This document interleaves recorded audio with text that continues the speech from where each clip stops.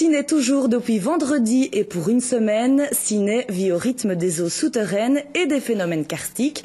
Une conférence, une exposition, une visite guidée sont au programme de cette semaine de découverte mise sur pied par le contrat de Rivière-Haute-Meuse. Ce matin, l'école communale de Ciné participait à une animation pédagogique autour de l'exposition. Isabelle Marcia l'a suivie pour vous. Comment et pourquoi l'eau façonne-t-elle notre sous-sol? C'est un peu le fil conducteur de cette animation pédagogique proposée pour le contrat Rivière-Haute-Meuse par la COEPS, la Commission wallonne d'études et de protection des sites souterrains. Ce matin, les élèves de 5e et 6e année primaire de l'école communale de Ciné suivaient attentivement les explications de l'animateur. Et donc, en fait, ce qui est assez fou, c'est que vous pouvez avoir 300 ou 400 mètres de calcaire par endroit, et ces 300 ou 400 mètres de calcaire, ça ne sont que des squelettes superposés les uns sur les autres. Comment se sont formées les grottes souterraines? Voilà une des questions que se sont posées les élèves de l'école communale de Ciné, particulièrement intéressés et préparés au sujet par leur institutrice Danielle Brahi. En fait, cela rentre tout à fait dans le cadre des leçons que l'on apprend pour l'instant donc en éveil, à savoir les cours d'eau, on vient justement d'en parler, le cycle de l'eau. Il faut savoir aussi que nous partons en classe de neige dans 15 jours.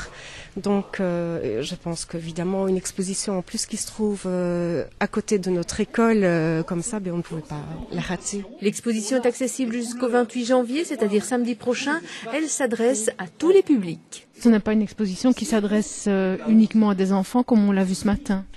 Alors on essaye de faire une exposition qui soit effectivement multipublique, avec différents niveaux de lecture, et quand il y a des groupes et qu'on les guide, on essaie évidemment d'adapter d'une certaine manière la thématique, mais effectivement cette exposition, on l'a inaugurée vendredi passé avec un public adulte, et je m'étais attardé sur d'autres panneaux et d'autres spécificités, mais donc ça marche bien aussi avec des adultes.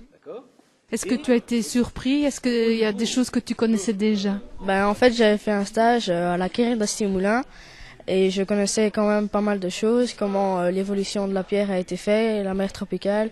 Tout ça, j'avais appris grâce à les 150 litres d'eau qu'on fait tous les jours. Ça, je ne savais pas. Tu trouves que c'est intéressant?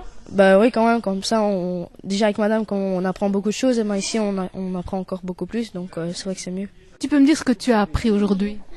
J'ai appris que l'eau n'est pas que dans la rivière, qui peut être dans les grottes ou dans les puits, et que l'eau n'a pas toujours été comme on la voit aujourd'hui, et que sur des millions d'années, l'eau peut changer de direction ou elle peut s'assécher quelque part et revenir à un autre endroit.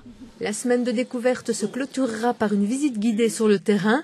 Les richesses karstiques sur la commune de Ciné n'auront plus de secret pour les amateurs du genre. Cette excursion, effectivement, elle va nous amener depuis Ciné jusqu'à Bréban. Nous allons aller finalement surtout voir des sites qui sont par exemple des captages, des anciennes carrières, des anciennes poches et des dépressions karstiques, pour essayer de montrer finalement tous ces signes et tous ces éléments que l'on voit en surface et qui expliquent et qui sont finalement des indicateurs de ce qui se passe sous terre. Rendez-vous donc samedi dès 13h au patio du théâtre de Ciné pour une après-midi de découverte.